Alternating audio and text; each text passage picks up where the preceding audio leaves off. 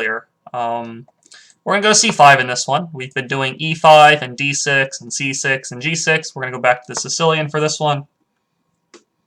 Knight f3. Let's go with the accelerated dragon a little bit. c4. Bishop g7. Take, take. Knight to f6. d6.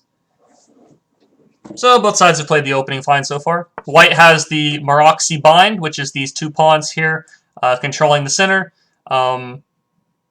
It does gain more space, but his pieces are maybe not as active as maybe as if a bishop was on c4. It's a little more active. Let's see here.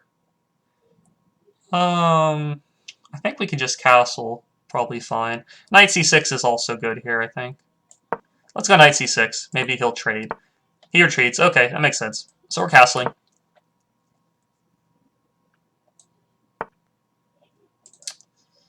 Okay, I'm not entirely sure what the bishop d2 moves. We'll go knight e5 to hit this bishop and the c4 pawn. He should play queen e2 or retreat the bishop or something like that.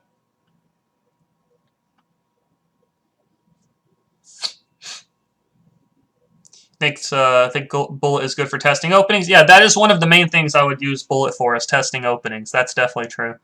Alright, I think queen a5 is fine.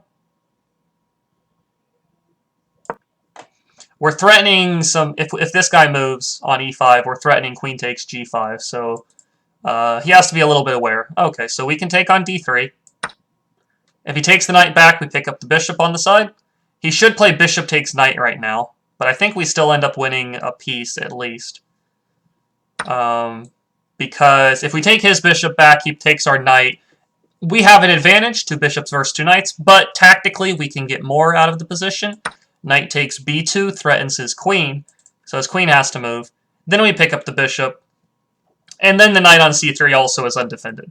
So we're picking up at least a piece here. I've played this guy like 3 times. Yeah, I know I've at least played him once. This was probably the third or fourth, or it's definitely the second time, maybe the third time.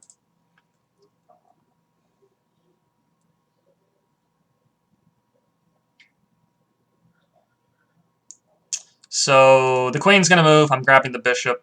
Not too much to say there.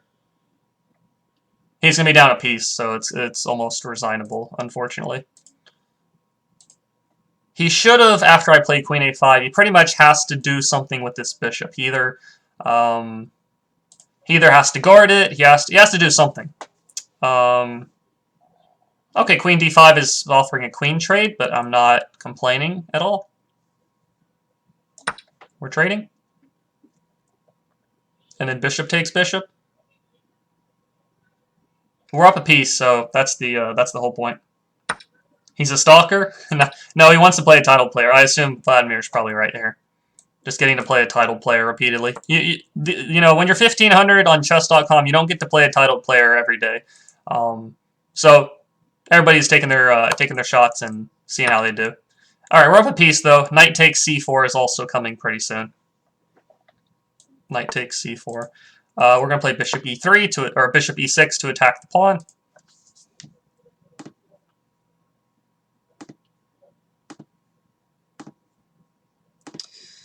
Not a ton to say. I mean, just up a piece right now, just working on converting it. You guys have seen this. If he guards the pawn, I'm going to play rook c8, and then he's going to pretty much not be able to guard it anymore.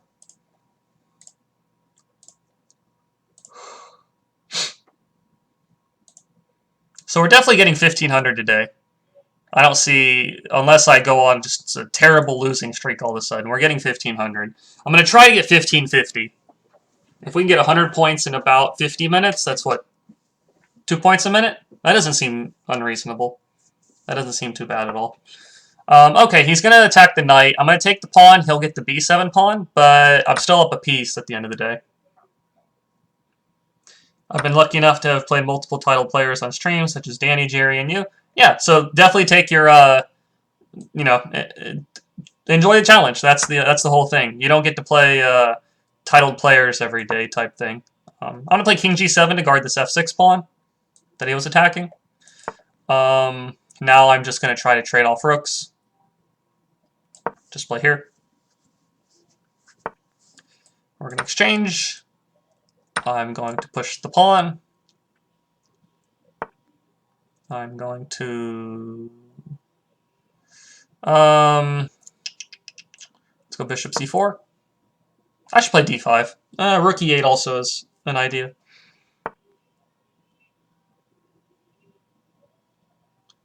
We can just start exchanging some pawns off. Take, take. I'm going to move the bishop and then play rook takes pawn.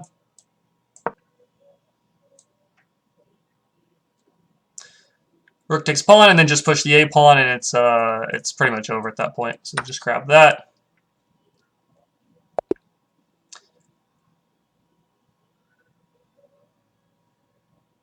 I almost beat Danny in a bullet brawl. I missed the easy winning tactic and ended up choking.